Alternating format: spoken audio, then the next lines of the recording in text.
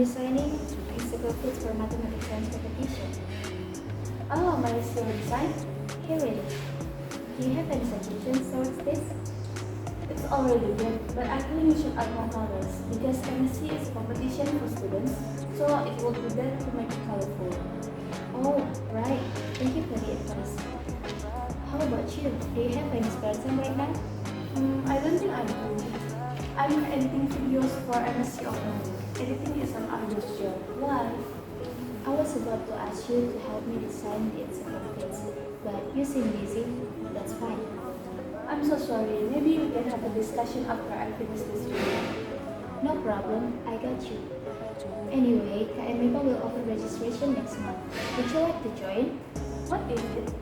KMIPA is a science Olympiad on a national scale, but you're supposed to pass two selections, which are university and province selections. Then you will go to the national.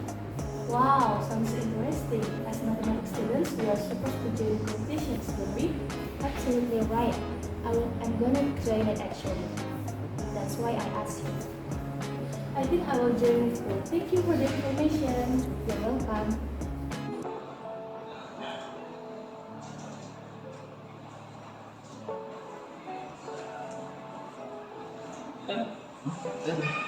Hi Feren, what are you doing? I'm reading her book.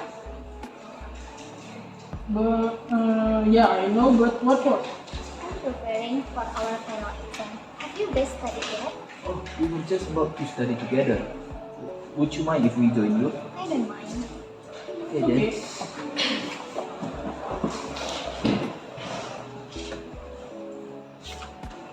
Oh yeah, by the way, I always thought that if we learn mathematics in college, I thought that all we do was analyze and calculate the number. But now, I realize that all we do is learn concepts and use algorithms. Even now, we use alphabets instead of numbers. Couldn't agree more. I've ever regret my decision to join mathematics in the first semester, but I can do anything now, and yeah, I just accept it graciously. Yeah, most people have the wrong perceptions about mathematics. They think that the work prospect of mathematics is just to be a lecturer. In fact, we might work in various fields, such as being general manager of some transportation and distribution companies, statistical data analyst, programmer, and many more. Oh yeah, talking about that, what do you guys want to do in the future? I want to be a programmer because I like data science. Honestly, I don't know what I want to be in the future. Maybe working at transportation companies sounds interesting. Oh, then you should learn about research operation more seriously.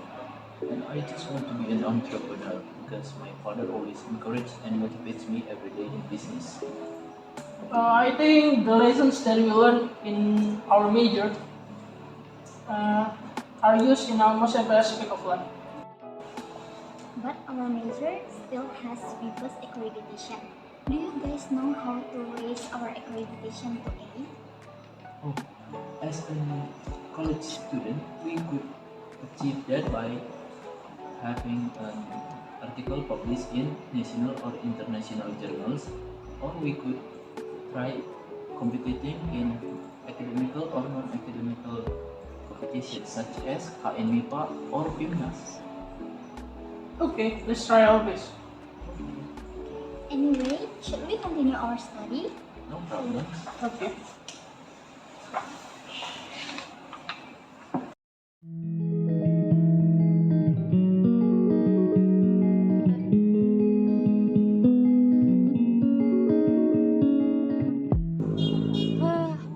What a difficult exam. I think I did terrible. How about you? I guess I cannot do it well either. But I saw you submitted your exam papers quickly, did you? That's not like what you saw.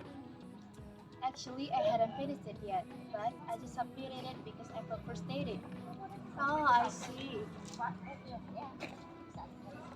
Hello guys, what are you talking about? Hi, we're talking about the exam. Oh, just let it flow, guys. Just let it flow. It feels really exhausting. How if we go on a vacation together? How about Bali? Bali. Do you mean Bali gay? Well, I think Bali is a great choice.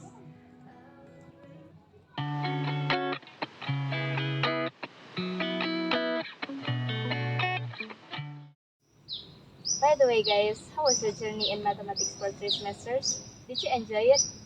Nothing special, sometimes boring, sometimes fascinating. I just take it easy. For me, it was really unexpected, but pretty much I really enjoyed it though. For me, it was like roller coaster. For me, nothing much, just like what Feren said. How about you, Tio? It's piece of cake. Just kidding. I'm not that brilliant though. Anyway, what are your favorite and hardest subjects so far? I love data science because the programs that we'll learn can be used if we become a programmer. The hardest subject for me so far is calculus, although it's the basics of mathematics.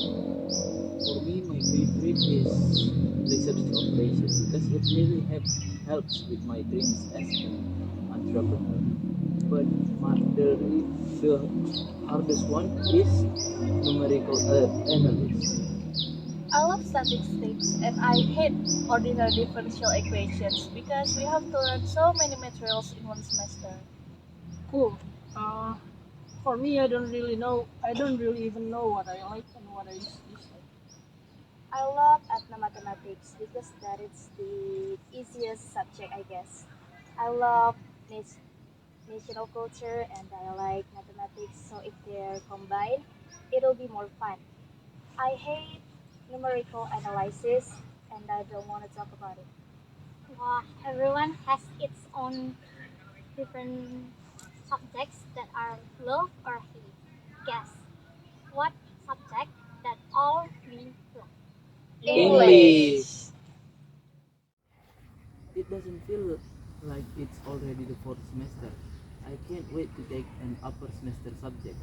I really want to study graph theory. What about you guys? Oh, graph theory is the advance of combinatorics, right? Yeah, I want to take it too.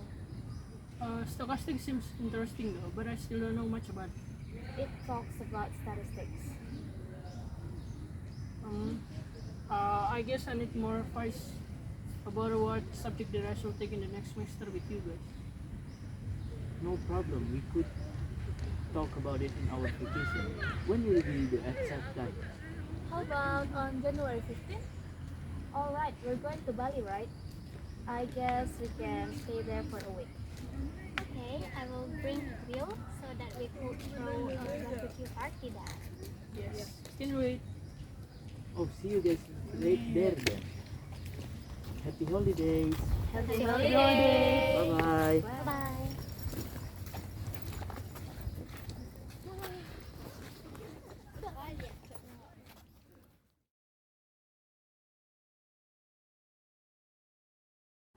Extreme adjectives are words that give extra emphasis to the subject they describe. For example, funny is a normal adjective expressing that something makes us laugh.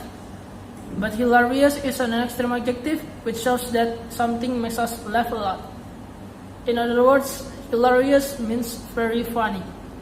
In most cases, it is not necessary to use very with extreme adjective. Like example, the movie is very hilarious. Sounds a little strange because hilarious is a strong enough word that doesn't require very to add extra strength. One of the examples in this conversation is nothing special, sometimes boring, sometimes fascinating. Fascinating means very interesting. There are more examples along with their meaning. A gerund is a verb that's acting as a noun. By that we mean that the verb becomes a thing, a concept that can now be the sentence's subject, direct object, indirect object, or the object of a preposition. It doesn't stop being a verb, but the role it plays in a sentence shifts from describing the action to being a focal point. Here are two examples of sentence that contains gerund. As you see in those examples, gerunds are verbs in the present participle form. This means they are the root verb plus ing. Like seeing, cramming, wondering. But that's not what makes them gerunds. To be a gerund, a verb has to act as a noun in its present participle verbs are not gerunds when they describe the action in a sentence, like the verbs in this. One of the example of gerund in this conversation is I'm editing videos for the MSc opening. That opening is possessive plus gerund. Hi, I'm Tiovani Ramauli Panjaitan. In this story, I play the role of Fanny. I would like to explain about question tag, active voice, and passive voice. The first is question tag. A question tag can be generally described as a simple statement followed by a short question. Question tags are used to confirm something that is said and also to encourage the listener to give an answer. A question tag is defined as a phrase such as isn't it or don't you that you add to the end of a statement in order to turn it into a question or check that the statement is correct. The examples from the story are sounds interesting. As mathematics students, we are supposed to join competitions, don't we? And then, but I saw you submitted the exam paper quickly, didn't you? The second is active and passive voice. Active voice. In the active voice, the sentence subject performs the action. The active voice has a direct, clear tone. We can use it when we want the reader to focus on the subject of our sentence and the action it is doing rather than on the action's target. The examples from the story are actually, I hadn't finished it yet. And then, I want to be a programmer because I like data science. Next, passive voice. In the passive voice, the action target is the focus, and the verb acts upon the subject. Or, to put it in the passive voice, the subject is acted upon by the verb. Every sentence in the passive voice contains two verbs, a conjugated form of to be, the main verb's past participle. The examples from the story are the lessons that we learn in our major are used in almost every aspect of life. Are is a conjugated form of to be, and used is the main verb's past participle. The programs that we've learned can be used if we become a programmer. Be is a conjugated form of to be, and used is the main verb's past participle. Thank you. I will explain about present time. Present time has two divisions. First, simple present.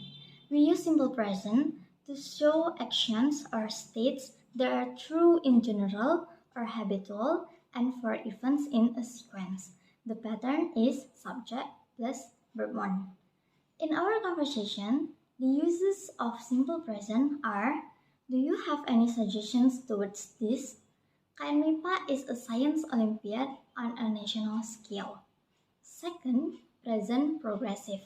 We use it to show actions in progress right now, but not finished yet. Also show actions that are in progress, but are not happening right now. For examples, what are you up to right now?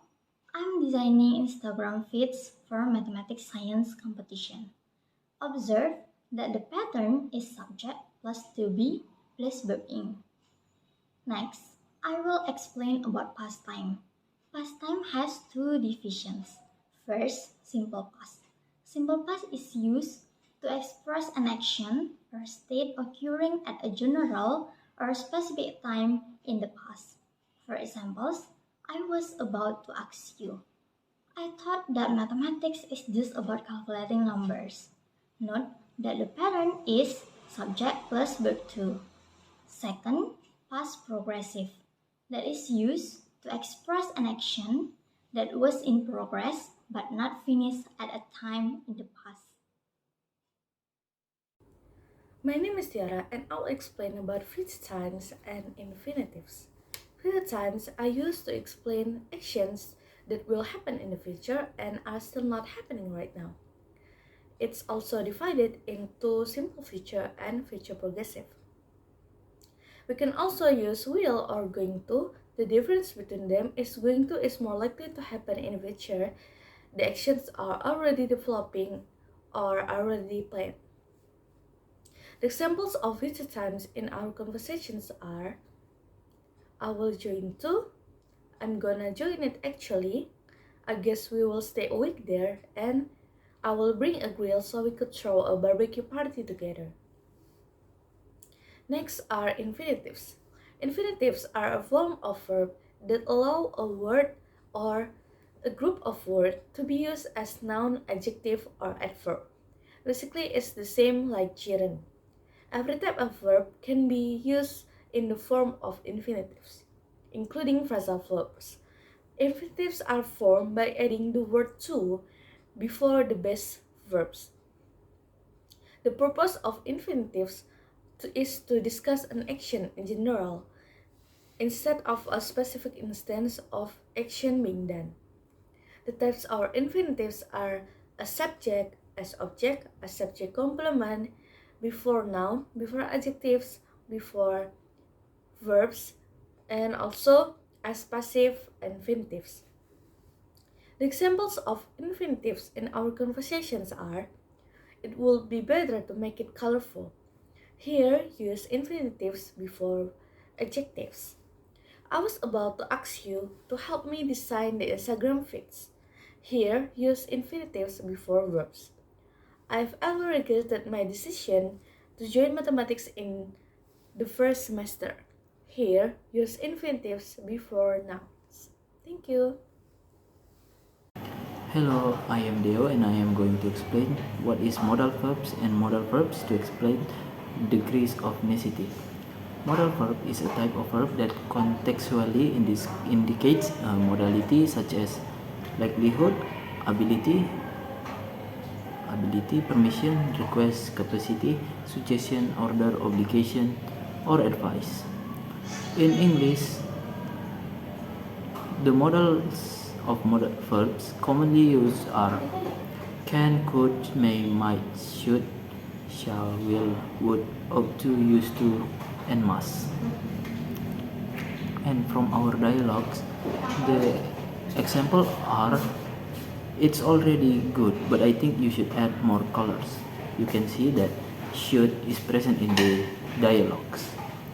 And the next one is MSJ is a competition for students, so it would be better to make it colorful. You could see that would is also present in the dialogue. And the last one is but you are supposed to pass two selections, which are university and province selections. Then you will go to the national. You can see that supposed to is present in the dialogue. Okay then, and the next one is modals to express degrees of necessity. Much like the basic modals, it is to express necessity or obligations, but the modals verb are must, have to, and have got to. To express something is not optional, but it is very necessary. The first one is have to. Have to is the most commonly used modals of obligation. It is useful for forming a questions and the negatives. And the next one is have got to.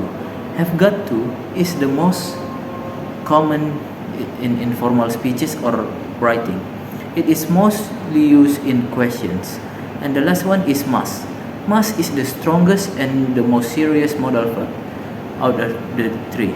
And it is very common in writing. And for the examples from our dialogue is as a college students we have to.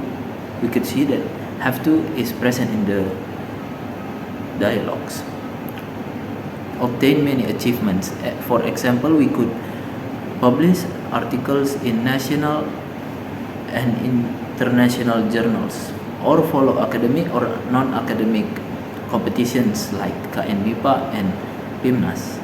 That's all. Thank you.